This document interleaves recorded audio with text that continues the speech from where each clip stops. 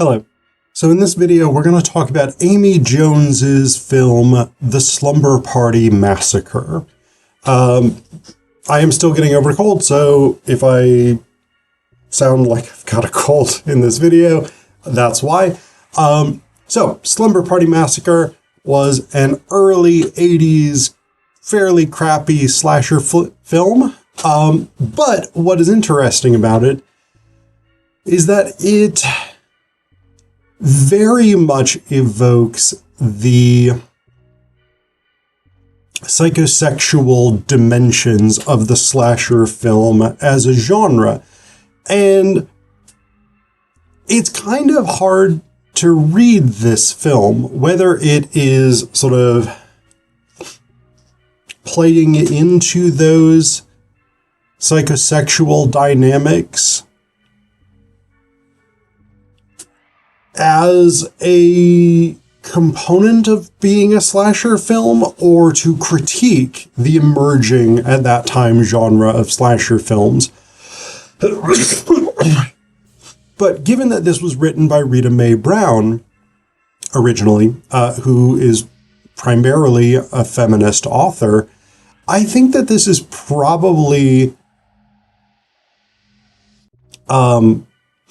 not satirizing necessarily, but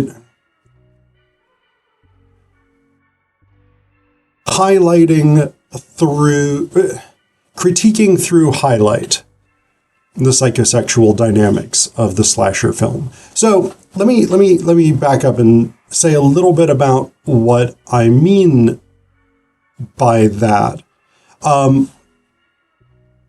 So slasher films, as many critics of them have argued, have an extreme focus on sexuality, whether that's the promiscuous teens getting murdered mid or immediately after having sex, whether that's villains with some sort of deviant or perverse sexuality or gender identity, whether that's even as simple as the sort of Freudian symbolism of a penetrating weapon, right? Because slasher films, the reason we call them slasher films is because the villains generally use bladed weapons that with which they pierce the bodies of their victims, whether that's knives, whether that's chainsaws, whether that's machetes, or as in this film, a power drill. And the power drill is actually a really interesting choice of weapon. And actually, before I talk about that, the last thing I will say, according to Wikipedia, Rita Mae Brown, her original screenplay called Sleepless Nights was meant to be a parody of the slasher film. But Jones and the producers of Slumber Party Massacre altered that script to make it more serious. But definitely, I think that those sort of parodic, satiric almost elements, the almost blatant focus on sexuality and sexual politics is still there in the final version. So the first thing I want to talk about is the power drill. So the killer in this is a guy named Russ Thorne. He escaped from prison. He had murdered a bunch of people in the 60s. And he uses a power drill to kill. That's about all that we actually know about him. He has no apparent motivation other than wanting to kill, I guess.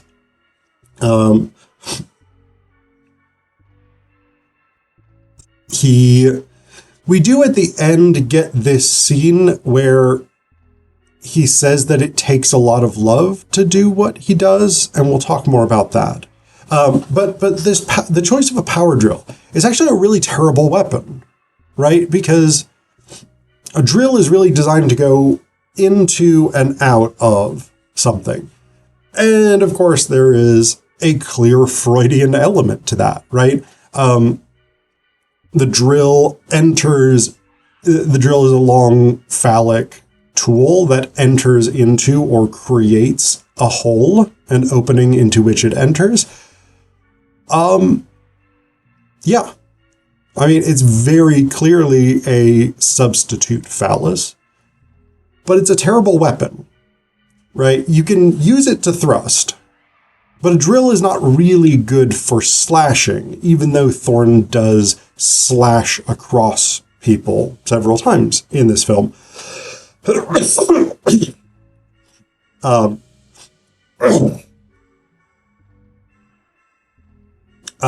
So, for instance,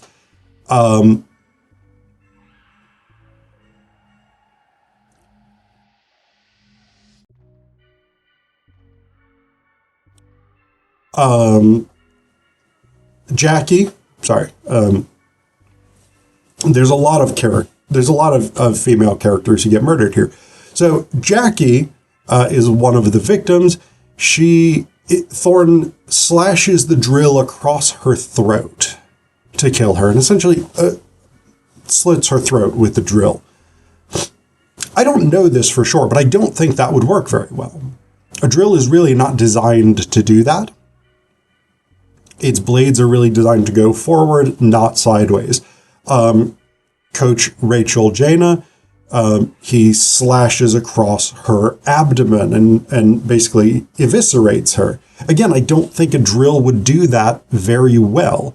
It might tear significantly, but I don't know that you would get these sort of clean, straight across cuts that we get in the film. But most often, Thorne does thrust with the drill. So for instance, Diane, she gets drilled in her forehead. This pizza delivery guy who comes to deliver them a pizza, he has his eyes drilled out. It is typically done with a thrust. Again, very obviously a sexual component to that.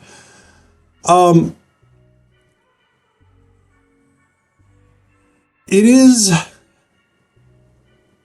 I think, worth noting that the film kind of, and this is another interesting element of the psychology of slasher films, this film very much aligns us, the viewers, with Russ Thorne. And this is where it really gets quite interesting. Thorne, at the end of the film, or toward the end of the film, talks about how it takes a lot of love to do what he does, and that what he does when he kills is an act of love. And he says to Trish Devereaux, who's one of the sort of main protagonists, Trish Devereaux and Valerie Bates, he says to Trish, as she's sort of cowering on the floor and he's about to kill her, he says something to the effect of, "You know you want this," which of course is sort of standard rape line, right? This sort of idea of, you're saying no, but I know that you really want this. The abandonment of consent, of course. And so that was really the moment where I started to be like, this seems like it's just a satire of the slumber part of the slasher flick's psychosexual dynamics. Because one of the things, again, is that we follow this wide range of girls throughout the movie, and there are a number of scenes of gratuitous nudity. And it's pretty clear that we, as the viewers, are meant to be voyeurizing these women.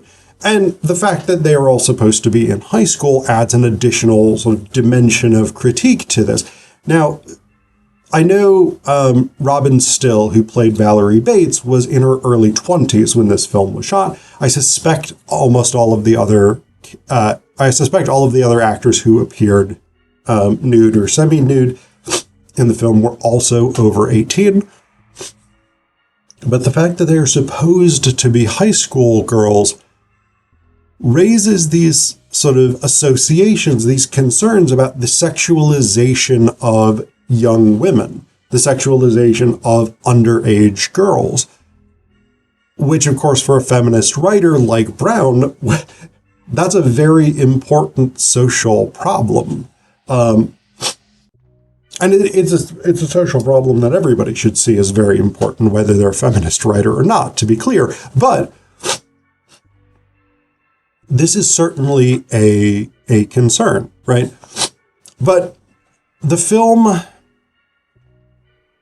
aligns us with Thorne in that the film invites or almost forces us to sexualize and voyeurize and desire these women, right? For instance, very, very early in the film, we have a group shower scene after the girls have been playing basketball, and there's just a bunch of them naked in the showers together at this school locker room. And the camera lingers on their bodies.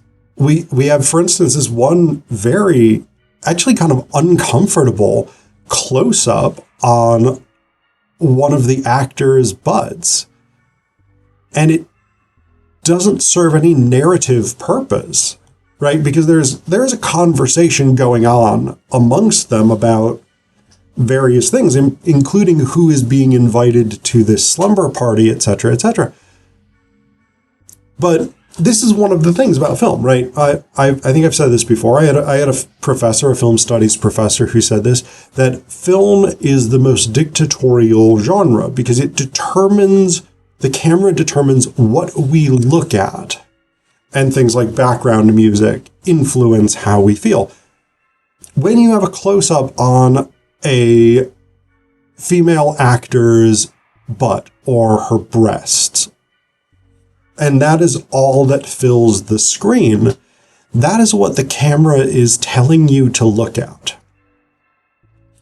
And I think that there's this interesting sort of mutually reinforcing feedback loop, because on one level, the film itself is saying, we know that what you as viewers want is tits and ass, and so that's what we give you. But on the other hand, the film, and so there's this sense of sort of meeting the customer where they are, right? Meeting the demand of the viewers. And traditionally, horror viewers have been perceived as male, although actually that's not entirely accurate. But they've been perceived primarily as young men. And so there's this element of giving the customer what they want. But at the same time, by giving the customer what they want, the film is in fact forcing the customer to accept that, right? Unless we look away from the screen, which of course we're perfectly free to do, but not within the confines of the movie, we cannot not look at those body parts in close-up. The film's, it's not like, right, you think about like a big panoramic shot from something like Lord of the Rings, where you've got a couple of riders very small in the sort of middle distance, and then just a bunch of other stuff. You'd be like, that's an interesting mountain. I'm going to look at that rather than the riders that the camera theoretically wants me to focus on. When there is nothing else in frame, whatever it is that the camera is close up on is the thing that you are looking at. There isn't an alternative option. And so it's not only, on the one level, it is this sort of, we're going to meet your desire. You want X, we give you X. But it's also, we are forcing you to accept X whether you want it or not. We create the desire in you for X, which in this case is these women's bodies. We create that desire in you by showing you that desire. And so to the extent, and we also have this sort of act of voyeurism played out overtly when Neil and Jeff, two of the girls' male classmates, decide to go to this slumber party and play a prank on them to scare them. And they end up not really doing that. They end up just sort of peeping in a window while the girls change. And so we are, and of course, because the camera looks in through the window at them changing as well, we are put in the position of Neil and Jeff watching these girls once again without their consent. And so in that sense, in the sense that Russ Thorne is working through his romantic or sexual desire for the people that he kills, regardless of their consent, when we are put as viewers in the position of voyeuristically observing and having our desire invited by the film, we are put in the position of Russ Thorne. We're put in the position of the killer. And so, from a feminist perspective, that's really quite a striking move, because we are, of course, meant to see Thorne as the villain. And so it raises the question, if we are put in the position of the villain, if we are aligned with this character, what does that mean about us? What does that, particularly if we assume, as filmmakers in the early 80s generally did, that the audience for a slasher film was young men, what is that telling us about us as an audience of young men? So I think it's a very interesting movie in that sense, right?